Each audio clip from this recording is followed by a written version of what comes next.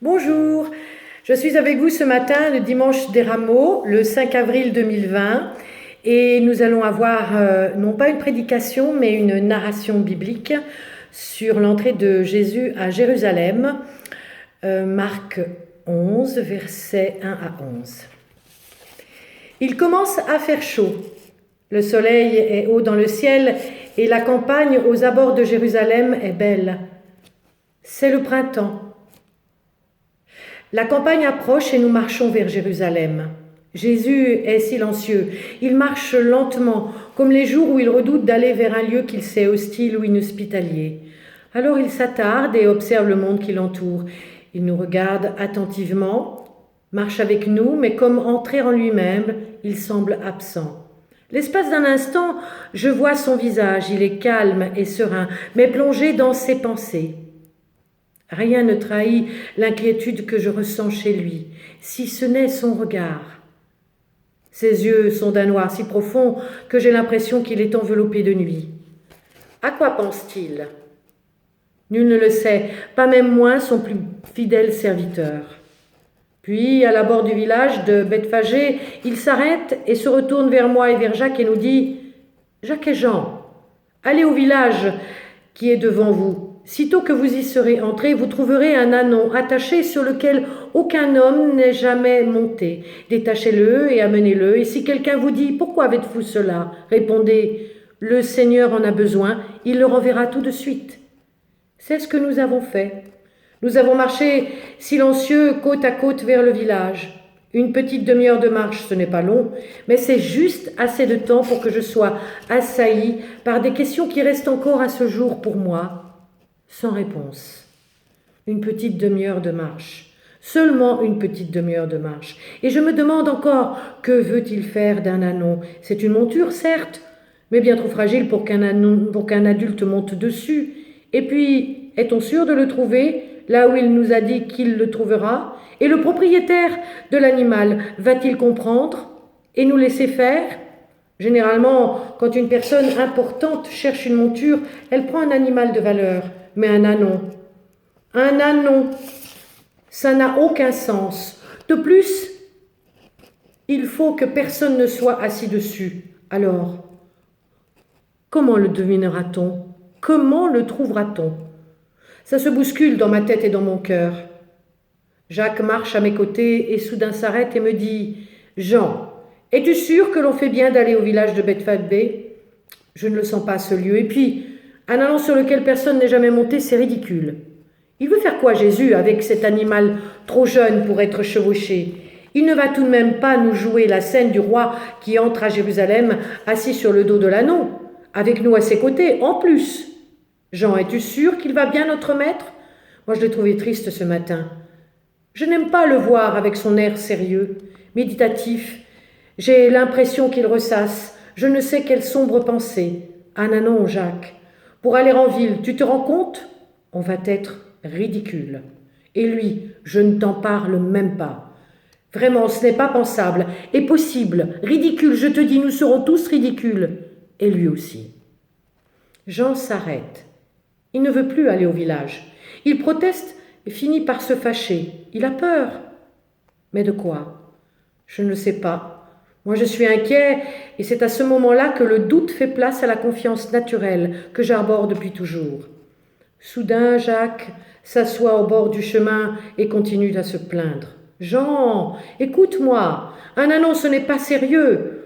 On va le trouver. Où cet animal ? Et en plus, Jésus désire qu'on le lui ramène le plus vite possible. Rien que ça, dis donc. Mais il est fou. Et puis, il faut le ramener encore plus vite à son propriétaire, demain ou le surlendemain. Pourquoi il ne le fait pas lui-même ? Il aurait pu nous accompagner, tout de même. Pour qui se prend-il ? Pour un maître ? Pour un chef ? Pour un roi ? Ça ne valait pas la peine qu'il nous fasse la leçon toutes ces années, en nous répétant inlassablement qu'il fallait être humble, être serviteur, préférer la dernière place plutôt que la place d'honneur. Moi, Jacques, je te le redis, je reste là et je ne bouge plus. Tu sais, Jean, bientôt, demain, ce soir, il va nous arriver de vrais ennuis. Si, je suis sûre de moi, de vrais ennuis, je le sais et je le sens. Jean, écoute-moi pour une fois. Tu sais, tout comme moi, qu'à Jérusalem, on ne nous aime pas et que l'on cherche à faire mourir Jésus. Selon les oui-dire, bien entendu, et les ragots. Et tu verras, Jean, on va l'attraper, notre maître, on va le tuer, comme tous ceux qui rassemblent autour d'eux des foules, comme ceux qui guérissent, qui font des miracles, qui prêchent changement de cœur et d'âme. C'est ça, exactement, tu le dis. Comme ceux qui prêchent la conversion. Voilà.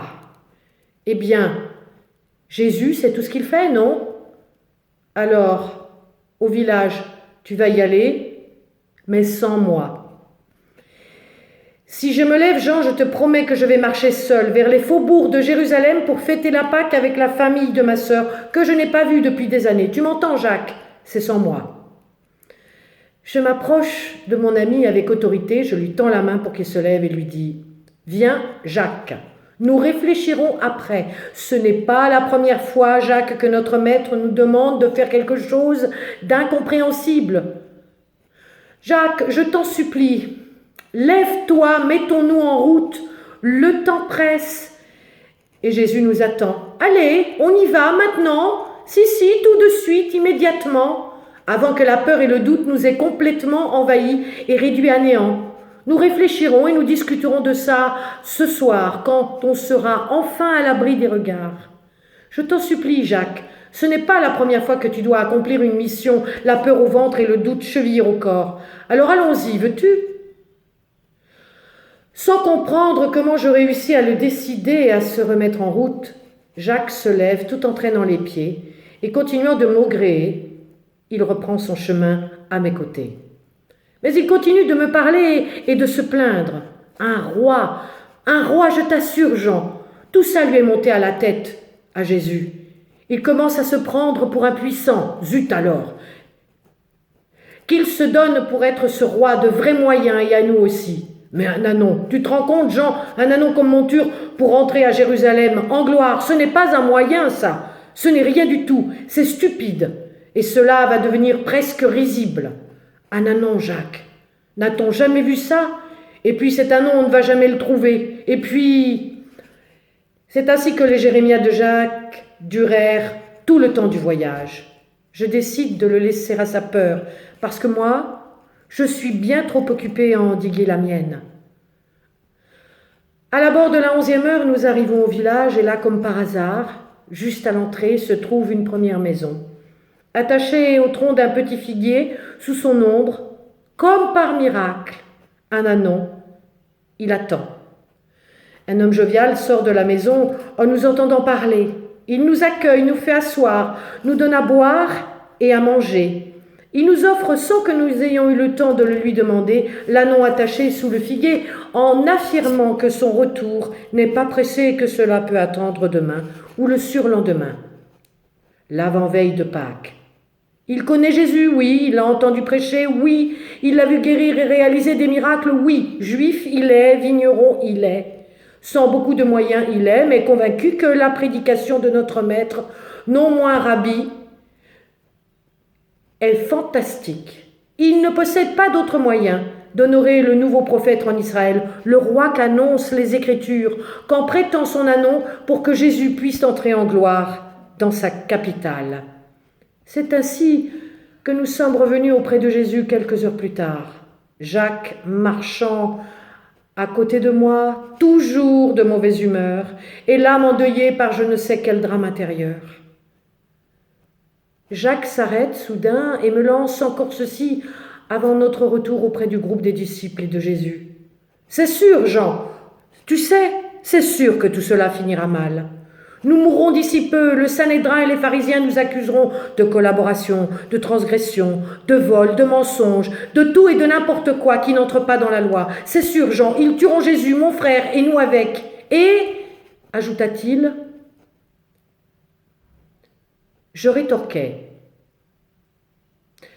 Jacques, tais-toi. Non, je ne me tairai pas, je veux continuer. Jean, en acceptant cette mission, celle de trouver une monture à Jésus, aussi anecdotique que cela puisse paraître, nous nous rendrons complices de l'avoir aidé à se croire, l'espace d'un instant, prophète ou roi en Israël, et aussi par là même sauveur de son peuple. Si, Jean, je t'assure, c'est pour cela qu'ils nous feront mourir. Tu te rends compte, quand même, Jean, nous sommes coupables de l'avoir aidé à monter un coup d'État contre le pouvoir spirituel et politique de ce pays en place. Oh là là, Jean, tu réalises, est-ce que tu réalises une minute, me hurlait-il dans les oreilles hors de lui. Cette question d'un nouveau roi en Israël demeurait entière pour moi. Je ne comprenais pas ces paroles, et celles-ci me taraudèrent tout le chemin du retour. Un roi. Mais pourquoi faire? Nous en avions déjà un, Hérode, pas brillant, certes, collaborateur, certes, à la botte de Rome, certes, de plus assoiffé de pouvoir, d'honneur, de puissance, et avide, presque fou allié, certes. Et alors, pourquoi en vouloir un autre qui finira, lui aussi, sans doute, sans aucun doute, par sombrer dans les mêmes travers et perdra toute sa sagesse? Et puis, qui était son peuple?